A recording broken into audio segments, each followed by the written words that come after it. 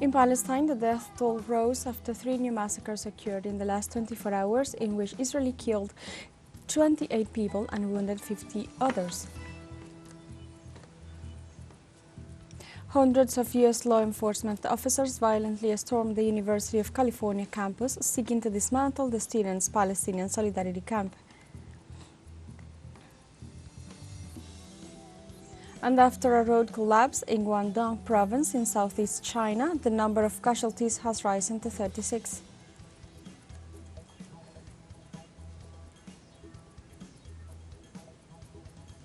Hello and welcome to From the South. I'm Alejandra Garcia from teleSUR studios in Havana, Cuba. We begin with the news.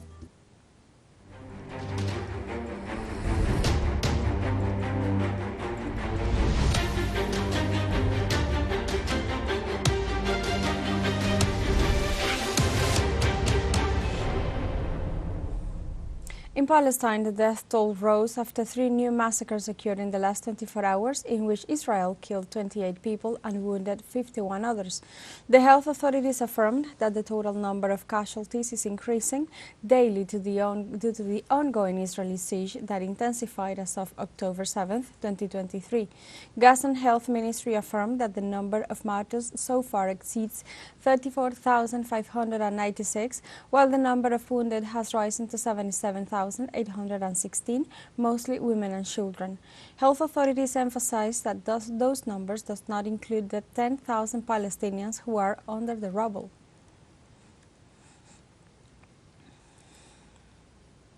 On Thursday, the World Health Organization warned that a possible Israeli attack on the border city of Rafah would accelerate the humanitarian crisis in the Palestinian territories. The director of the World Health Organization, Dr. Tedros Adhanom Ghebreyesus, alerted that tensions could unleash a humanitarian catastrophe for the Palestinian people. He also called on Israel government to reverse its decision and work towards a ceasefire. In turn, Israeli Prime Minister Benjamin Netanyahu reiterated his government's determination to carry out the operation regardless of whether an agreement is reached for a ceasefire and the release of the hostages.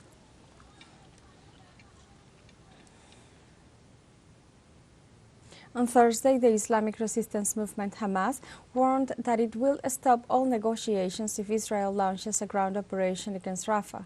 In recent hours, Prime Minister Benjamin Netanyahu has assured that he will carry out the operation by land despite the advice of the United Nations, the humanitarian organizations deployed in the area, and even his allies in Washington and Cairo. In this sense, the warnings about the devastating tragedy have not been heard by Tel Aviv. In view of this situation, the Hamas leaders warned that they will immediately suspend negotiations for the release of hostages and a ceasefire.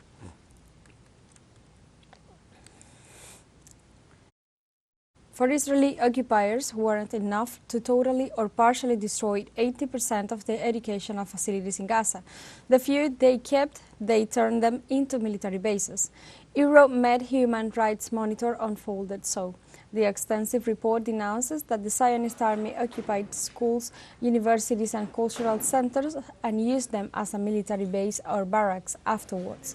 This incident is a blatant violation of international law. The investigation points out that in addition to appropriating and destroying those spaces, they inflicted torture there, turning those places into detention centers where serious human rights violations have been committed. The Zionist soldiers themselves provided evidence by posting their videos.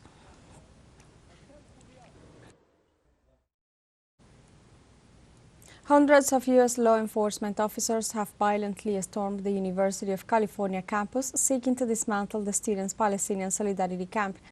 During the early hours of Thursday morning, they assaulted the area with gunshots and tear gas. The officers attacked the protective barriers set up after the aggression of pro-Israeli demonstrators that took place on Wednesday and then proceeded to arrest every student who made a peaceful resistance. The young people and some teachers, social leaders and human rights activists invoked the first constitutional right that protects freedom of expression. However, they've been left unheard. Likewise, on Wednesday, Texas State Police, along with military teams, stormed the University of Texas in Austin to break up a student camp protesting in solidarity with the Palestinian people. In this regard, officers arrested dozens of demonstrators in the last day, increasing tensions inside the university campus.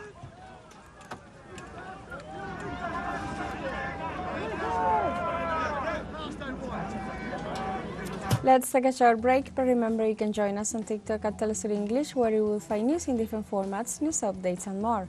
Other stories coming up, stay with us.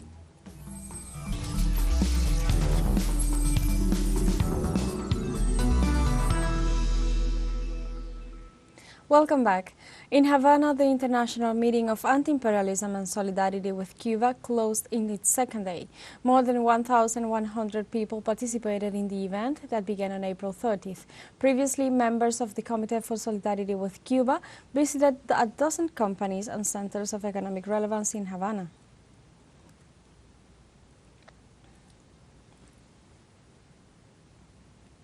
On Thursday, during an interview with teleSUR, W.H.O, executive director of We Are Revolutionary, who is in Cuba as part of the celebrations for International Workers' Day, said that this visit to the island allows him to see the real consequences and the main reasons for the U.S. blockade.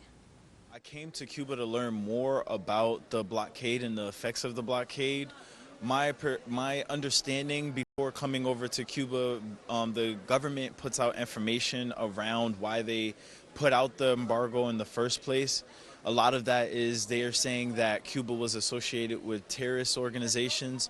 When I came to Cuba, I was welcomed 100% by the people, and also as I speak to the people, the way that I just hear how they respect not only their government but the culture of just unity and sharing with one another has been something that's eye-opening that I don't even see in America. In the meantime, W.H.O also referred to his organization's pursuit social justice for his community and the world suffering from the effects of the U.S. policies. Our organization itself is focusing on adverse childhood experiences within our community, because our community, predominantly those made up of black and brown people, we're suffering from adversity due to the effects of our government over-penalizing our community, giving limited resources to our community, and just making it harder for us to live. Coming over to Cuba, I realized that that's not something that's only unique to my city, to my nation. It's unique to the world, and it's being done by the same government. It's being done by the U.S. government, and the only way for us to stop that is by stopping to allow them to just have 100% say over this, and community members need to get involved and vote out the congressional members that are not trying to hear that we need to usher in peace across the world.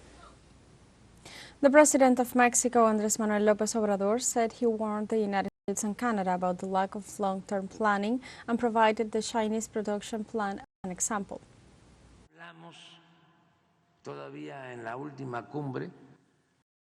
At the last summit in January 2023, we held talks on the issue with President Biden and Prime Minister Trudeau. I recall I told them we need to agree on a plan of actions. Particularly in Asia, the government of the People's Republic of China have their plan for 2035. They have their plan for 2050, and we in North America are prone to wait until the dust settles. At the Treasury Room of the National Palace, President Andrés Manuel López Obrador underscored Mexico is one of the most attractive nations worldwide in terms of foreign investment.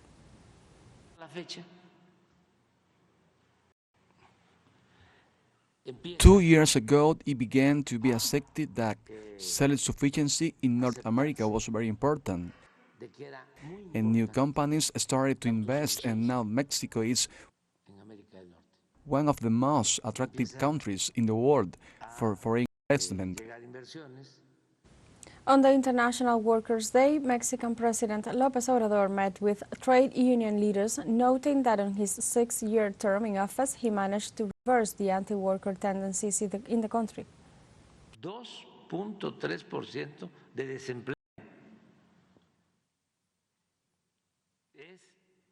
2.3% of unemployment is the lowest rate,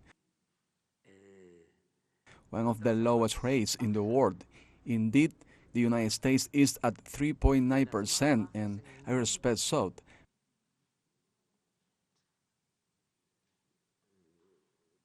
But we have 2.3%. On Wednesday, a high school student was shot and killed by police officers in a school in the Mount Horeb district of Wisconsin, in the Midwestern United States. According to the Attorney General W.H.O, the student was carrying a firearm outside the school. Precisely, Kaul assured that the student fortunately had not managed to enter the school facilities, being the 14-year-old young man the only victim left by the incident, and at the same time the police report does not show any additional suspects related to the case. A call from the school alerted the police, who ordered the campus to be closed due to the active shooter.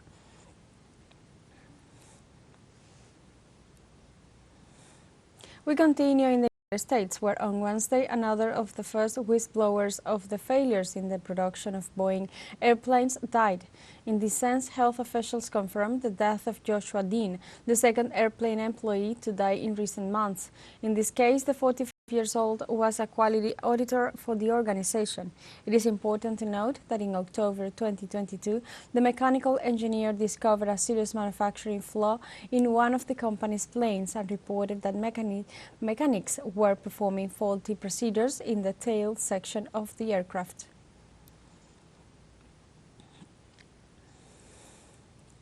On Wednesday, former U.S. President and presumptive Republican candidate Donald Trump promised from Wisconsin the largest deportation of migrants ever seen in the U.S. history. Trump assured the current U.S. administration's policy opened the door to millions of people, in his opinion, many of them very mean people. Thus, for the Republican, pursuing this policy will contribute to the destruction of the country. Earlier, Trump granted in an interview to a local media to be planning to the deployment of a military force to chase and arrest migrants, as well as the construction of new detention camps. On his administration, several migrants died in these centers, including children. We have a final short break coming up, but before we invite you to join our WhatsApp community for our English-speaking audience, you can scan the QR code on screen to join directly and share the link to reach more people. Constant news coverage of Latin America and the Caribbean, as well as the rest of the world. Stay connected and informed with teleSUR. Final short break. Don't go away.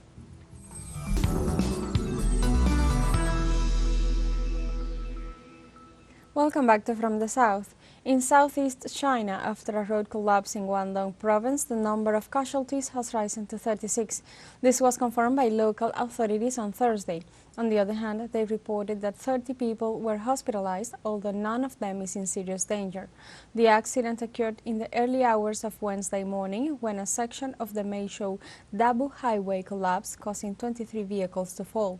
Both the accident investigation and the repair of the road itself began immediately.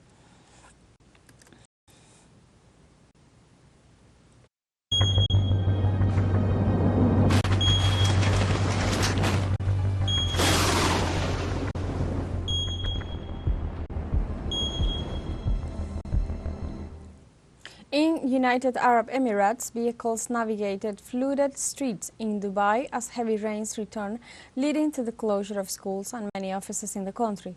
A lightning storm with high winds swept across the territory overnight, with above 50 millimeters of rain falling before 8 a.m. local time in some areas.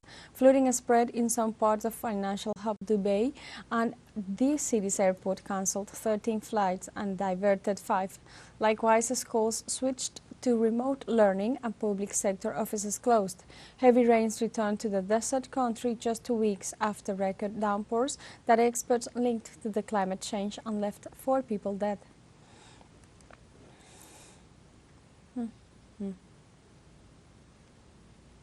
In Nepal, firefighters and residents battle a massive wildfire on the outskirts of the capital as the Himalayan Republic endures a severe fire season. Emergency crews worked through the night to fight the blaze on the southern periphery of the Kathmandu Valley. Nepal sees a spate of wildfires annually, usually beginning in March, but their number and intensity have worsened in recent years. With climate change leading to drier winters, more than 4,500 wildfires have been reported this year across the country, nearly double compared to last year. More than 100 schools in the southern city of Budwal were closed on Thursday for 2 days out of fears of a heat wave that could impact in the health of the students. In the Democratic Republic of the Congo, rains affect more than 28,000 homes while evacuations continue. The Minister of Humanitarian Affairs of the province of Tanganyika confirmed that dozens of families were evacuated from their homes due to flooding caused by the rains, which generated structural damage, so that resources will be mobilized to assist the more than 100,000 people in shelters.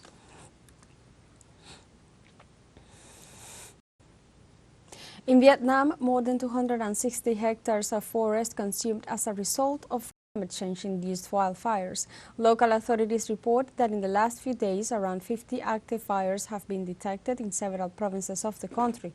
The latest fire in the northern province of Hà Giang, where the blaze consumed about 20 hectares of forest and killed 2 foresters. In this regard, the national government demands that local authorities implement efficient measures to prevent and combat fires, as well as to promote public awareness campaigns on the issue.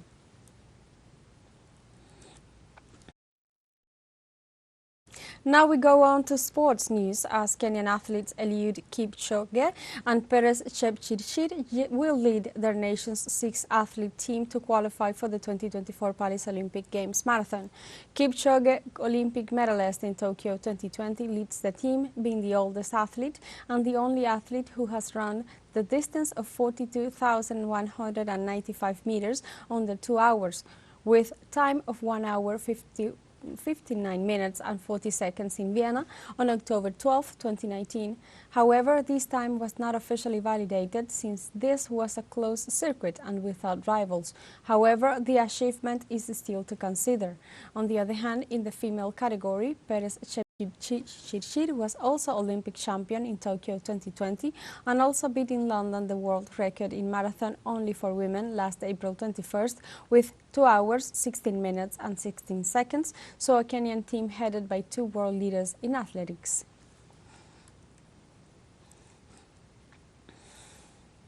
The federations of Mexico and the United States withdrew their joint bid to host the 2027 Women's World Cup.